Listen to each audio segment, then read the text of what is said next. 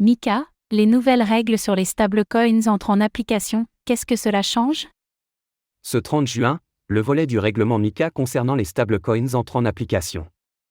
Toutefois, cette nouveauté soulève de nombreuses interrogations. Quelles sont-elles?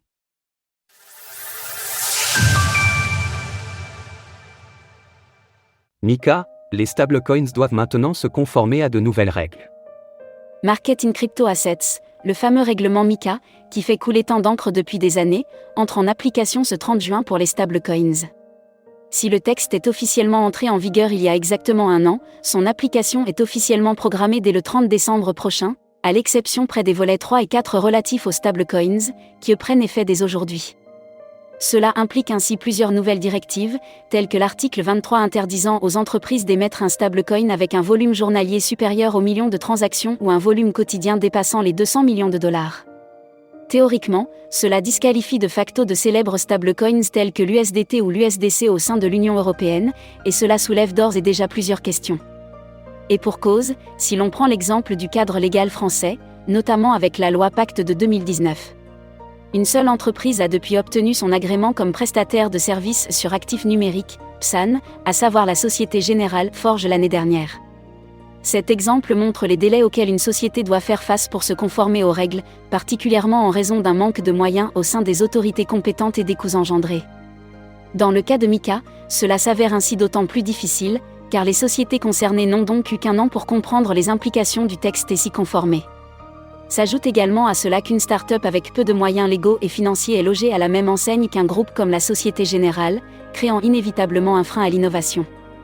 Une application en 2 temps.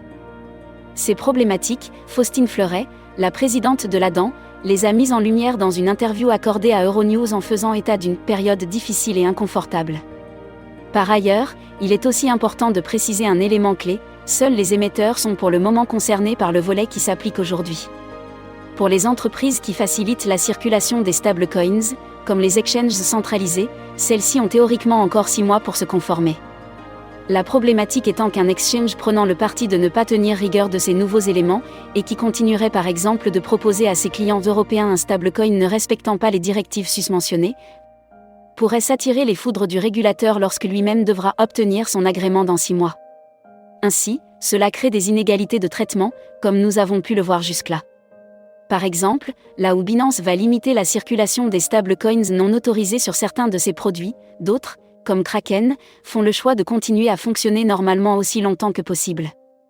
Du côté des émetteurs, là où Circle a déjà placé ses pions, comme avec l'ouverture d'un hub en Irlande l'année dernière, positionnant l'entreprise en bonne voie pour entrer dans le rang, d'autres, comme son concurrent Tether, semblent plus en retard. De ce fait, les prochains mois s'avéreront cruciaux pour saisir la portée de toutes ces nouvelles directives, alors qu'un bon nombre de zones floues doivent encore être levées. Retrouvez toutes les actualités crypto sur le site cryptost.fr.